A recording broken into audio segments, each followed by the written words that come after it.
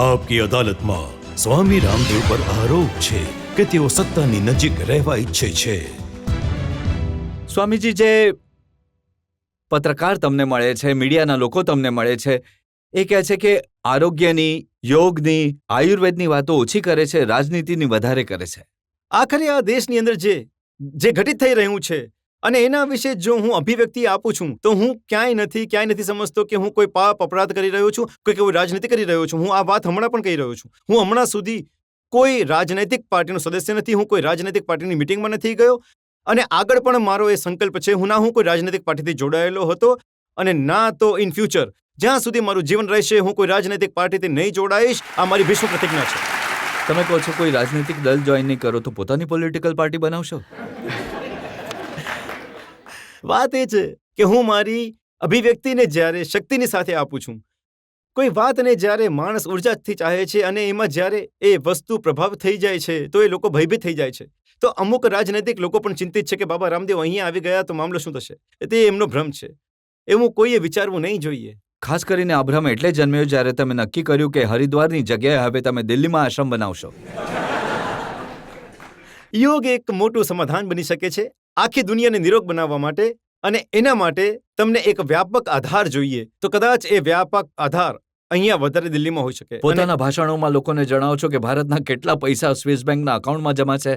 લગભગ 48 લાખ કરોડ રૂપિયા હિન્દુસ્તાનના સ્વિસ બેંકોની અંદર જમા છે. લગભગ 37 બેંક છે. આ ગવર્મેન્ટની રિપોર્ટ આ વાત જણાવે છે.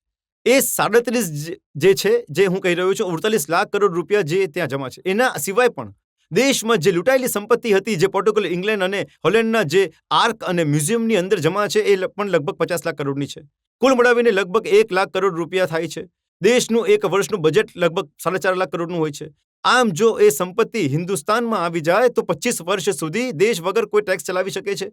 તમે કહેશો સ્વામીજી કોરી કલ્પના કરે છે. એવું થાય છે.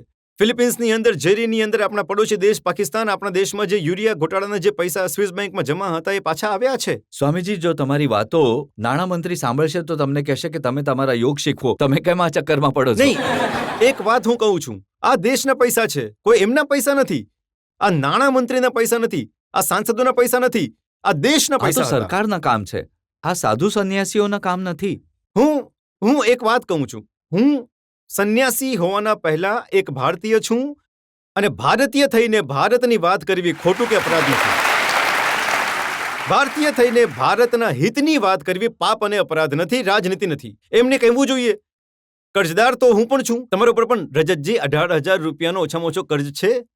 આ દેશની અંદર લગભગ 18, 12 અને +6 દેશી અને વિદેશી કુલ મળાવીને 18 લાખ કરોડ રૂપિયાનો કરજો છે. અને એ જો પૈસા હિન્દુસ્તાનમાં પાછા આવી જાય ને, ઇન્ડિયન ગવર્મેન્ટે ખાલી એક કામ કરવાનું છે, એક પ્રસ્તાવ પાસ કરીને યુએનએ મોકલવાનો છે અને યુએનએના થ્રુ સ્વિસ ગવર્મેન્ટમાં જશે અને ત્યાંથી પૈસા હિન્દુસ્તાનમાં પાછા આવી જશે. તો શું દેશને માટે સારું નહીં થાય?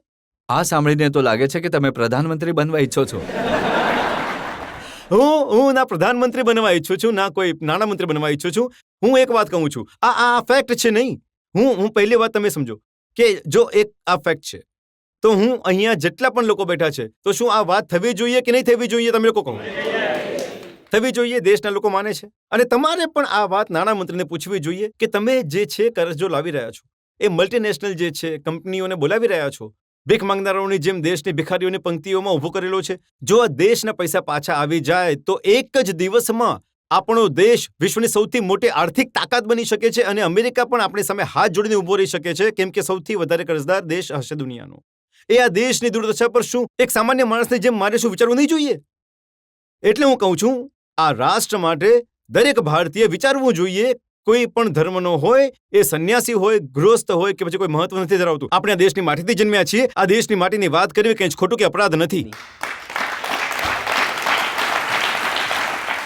તમે મલ્ટીનેશનલની વિરુદ્ધ છો, અમેરિકાની વિરુદ્ધ તમે આગ ઓકો છો, નેતાઓની વિરુદ્ધ બોલો છો, બાબાઓની વિરુદ્ધ બોલો છો. તમને ડર નથી લાગતો? મને એવું લાગે છે કે હું જ્યાં સુધી આ દુનિયામાં રહીશ ત્યાં સુધી દુનિયાની માણસની તાકાત મારું કોઈ કંઈ જ નહીં બગાડી શકે, જ્યાં સુધી મારી ઉપર ભગવાનનો હાથ છે. જ્યારે હું આ માર્ગે ચાલ્યો હતો ત્યારે પહેલાથી જ વિચારી લીધું હતું કે માર્ગ કાંટાથી ભરેલો છે, પણ એના પછી પણ હવે તો હું એ વાત કહું છું, જબ ઉખલી મેં શિર ધર લિયા તો મુસલી સે ક્યું ડરના. આ પહેલાથી આમંત્રણ આપ્યું છે અને આમંત્રણ આપીને મેં દેશના હિતમાં જે મને સારું લાગે છે હું બોલું છું. અને રાષ્ટ્રહિતમાં બોલવું પાપ અને અપરાધ નથી, પણ રાષ્ટ્રહિતને આંચ આવતી હોય તો એ સમયે મૌન થવું પાપ અને અપરાધ છે.